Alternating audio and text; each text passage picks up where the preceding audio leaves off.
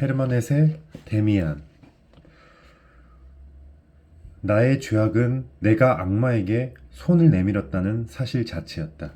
나는 왜 함께 갔던가? 나는 왜 일찍이 아버지의 말보다 크로모의 말에 더 귀를 기울였던가?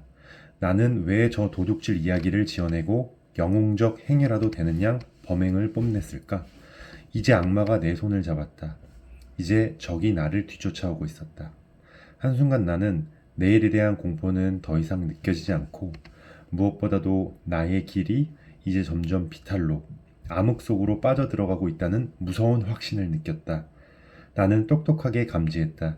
나의 잘못에 이제 틀림없이 새로운 잘못들이 뒤이어지리라는 것.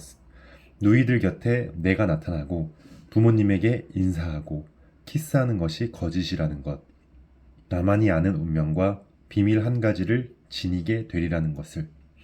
아버지의 모자를 보자 한순간 신뢰와 희망이 내 마음속에서 번쩍 떠올랐다. 아버지에게 모든 이야기를 하리라.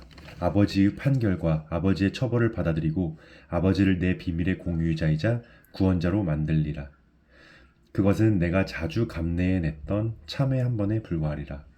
힘들고 가혹한 시간, 힘들고 후회에 찬 용서를 구하는 것에 불과하리라. 이런 생각은 얼마나 달콤하게 들렸던가, 얼마나 아름답게 유혹했던가. 그러나 일이 그렇게 되지는 않았다. 내가 그러지 못하리라는 것을 나는 알았다. 내가 지금 하나의 비밀을, 하나의 죄를 지니고 있으며 그것은 나 혼자 스스로 삼켜내야 한다는 것을 알았다. 어쩌면 나는 바로 지금 갈림길에 서 있는지도 몰랐다. 어쩌면 나는 이 시각에서부터 영원히 나쁜 것에 소속되고 나쁜 사람들과 비밀을 공유하고 그들에게 종속되고 그들에게 복종하고 분명 그들 같은 사람이 될지도 몰랐다. 나는 잠시 어른 행세를 영웅의 연기를 했더랬다. 이제 그 결과를 감당해야 했다. 내가 방으로 들어섰을 때 아버지가 내 젖은 구두만 본 것이 나에게는 다행이었다. 그것이 관심을 돌려 아버지는 더 나쁜 것을 알아차리지 못했다. 그 정도 비난은 견딜만 했다. 그 비난을 나는 남몰래 다른 것과 연관시켰다. 그때 마음속에서 이상하게도 새로운 느낌이 불꽃처럼 번뜩였다. 뽑히지 않는 미늘이 가득 박힌 듯한 날카롭고 불길한 느낌이었다. 나는 내가 아버지보다 우월하다고 느꼈다. 한순간 아버지의 무지에 대해 약간의 경멸을 느꼈던 것이다. 젖은 구두에 대한 비난이 내게는 소소해 보였다.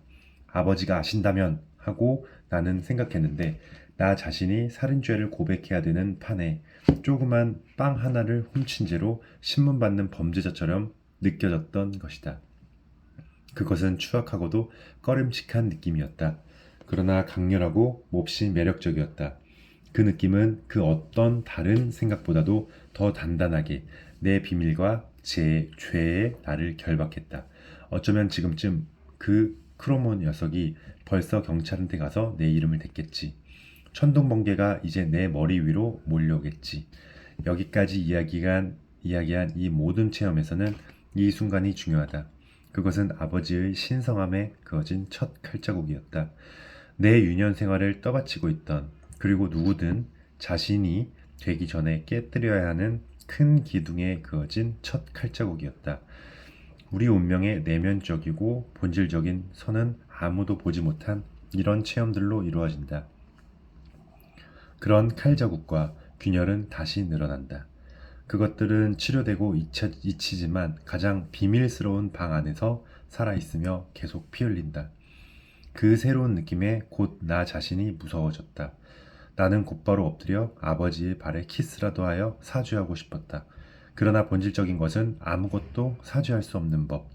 어린아이도 그쯤은 어떤 현자 못지않게 느끼고 한다. 나는 내일에 대해 곰곰이 생각해보고 내일 일에 대해 이리저리 궁리해볼 필요성을 느꼈다.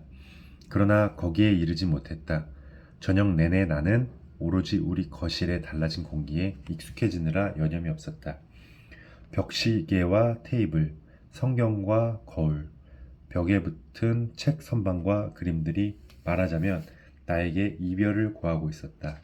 나의 세계가 행복하고 아름다운 나의 삶이 과거가 되며 나로부터 떨어져 나가는 것을 나는 얼어붙는 가슴으로 바라보고 있어야 했다. 있었다. 그리고 내가 빨아들이는 새 뿌리가 되어 바깥에 어둠과 낯선 것에 닻을 내리고 붙박여 있는 것을 감지해야만 했다. 나는 처음으로 죽음을 맛보았다. 죽음은 쓴맛이었다. 왜냐하면 그것은 탄생이니까. 두려운 새 삶에 대한 불안과 걱정이니까. 마침내 내 침대에 눕게 되었을 때 나는 기뻤다. 조금 전에 마지막 연옥의 불로써 저녁 기도가 내 몸을 휘감고 지나간 터였다. 게다가 노래까지 한 곡 불렀는데 내가 제일 좋아하는 노래 가운데 하나였다. 아, 나는 함께 노래하지 못했다. 하나하나가 나에게는 쓸개집이자 독약이었다. 나는 함께 기도하지 않았다. 아버지가 축복을 내리며 저희 모두와 함께 하소서 하고 끝낼 때 그때 내 몸을 스쳐 지나간 경련이 나를 단번에 이 테두리에서 몰아냈다. 하나님의 은총이 식구들 모두와 함께 있었다. 그러나 이제 나와 함께 있지는 않았다. 나는 몹시 지쳐 떨며 그 자리를 떠났다. 한동안 내가 누워있던 침대 속에서 따뜻함과 안정감이 다정하게 나를 감쌌을 때 나의 마음은 다시 불안 속을 헤매며 지나간 일주일을 불안하게 퍼덕였다. 어머니는 내게 늘 그러듯이 잘 자라고 말했다. 어머니 발소리의 여운이 아직 방 안에 남아 있었다. 어머니가 든 촛불빛이 아직 문틈에서 빛나고 있었다. 지금 어머니가 다시 한번 돌아오면 어머니는 느낀 것이다. 나에게 입맞춤을 하며 묻겠지. 너그럽게 희망을 주며 묻겠지. 그러면 나는 울겠지. 그러면 내 목에 걸린 돌덩어리가 녹겠지. 그러면 나는 어머니를 껴안고 어머니에게 말하겠지. 그러면 만사 해결인데, 그러면 구원인데, 문틈이 다시 어두워지고 나서도 한동안 나는 귀 기울이며 생각했다. 그런 일이 일어나리라고, 꼭 일어나리라고. 그 다음 나는 당면한 문제로 되돌아와 나의 적의 눈을 응시했다. 그의 모습이 또렷하게 보였다. 그는 실눈을 뜨고 있었고 입가에는 야비한 웃음이 감돌았다. 그리고 내가 그를 바라보며 피할 수 없는 일을 속으로 삼키자 그는 더 커지고 추해졌다. 그의 사악한 눈이 번뜩였다. 그는 내가 잠들 때까지 내 곁에 바짝 붙어 있었다. 그러나 잠든 다음 그의 꿈을 꾸지는 않았다. 오늘에 대해서도 꿈꾸지 않았다.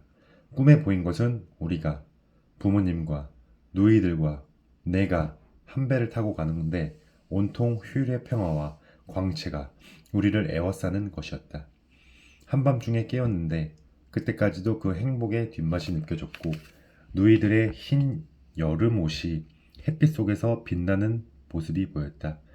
그러고는 모든 낙원으로부터 다시 현실 속으로 떨어져 들어갔고 나는 사악한 눈을 가진 적과 다시 마주 서 있었다. 아침에 어머니가 급히 와서 벌써 늦었다고 왜 아직도 잠자리에 누워있느냐고 소리쳤을 때 나는 안색이 좋지 않았다. 어머니가 어디 아프냐고 묻자 토하고 말았다. 토하고 나니 좀 나았다. 나는 몸이 약간 아플 때 아침 내내 캐모마일 찻잔을 곁에 놓고 누워 옆방에서 어머니가 빵을 치우는 소리, 리나가 바깥 복도에서 고기 팔러 온 사람과 주고받는 말을 듣는 것을 몹시 좋아했다. 학교에 가지 않는 오전은 무언가 마력적이고 동화적인 것이었다. 그럴 때면 햇살이 방 안으로 어른어른 장난치듯 비쳐들었는데 학교에서 초록 커튼을 따라 떨어지던 그 햇살이 아니었다. 그런데 그것조차 오늘은 만나지 않고 다른 음주를 띠고 있었다. 그래, 차라리 죽어버렸으면. 그러나 나는 이미 자주 그랬던 것처럼 단지 조금 몸이 아플 뿐이고 그 정도로는 아무것도 되지 않았다. 그 정도는 학교 가는 일로부터 나를 보호해주기는 했지만 결코 11시에 시장에서 나를 기다릴 크롬으로부터 나를 보호해주지는 못했다. 어머니의 다정함도 이번에는 위로가 되지 못했다. 귀찮고 미안한 마음만 들었다. 나는 곧 다시 잠든 척하며 곰곰이 생각했다. 아무것도 소용없었다. 11시에는 시장에 가 있어야만 했다. 그래서 나는 10시에 자리에서 일어나 다시 나아졌다고 말했다. 그런 경우에는 대개 잠자리로 가거나 오후에 학교로 가야 했다. 나는 학교에 가고 싶다고 했다. 한 가지 계획을 짜놓았던 것이다. 돈을 안 가지고 크로모한테 갈 수는 없었다. 내 작은 저금통을 가져와야 했다. 충분한 돈이 들어있지 않다는 것을 알았다. 어림도 없었다. 그러나 그래도 얼마는 되었다. 빈손보다는 조금이라도 들고 가는 편이 나으며 적어도 크로머를 달래기는 할 것임이 틀림없다고 직감으로 느꼈다. 데미안의 첫 부분입니다. 처음에 첫 주인공이 엉뚱한 말로 사람들의 시선을 잡고 인기를 끌기 위해서 했던 말들이 다시 부메랑으로 돌아와서 주인공의 마음을 흐트러 놓고 있습니다. 어릴 때 한 번쯤 누구나 겪었을 법한 이야기인데요.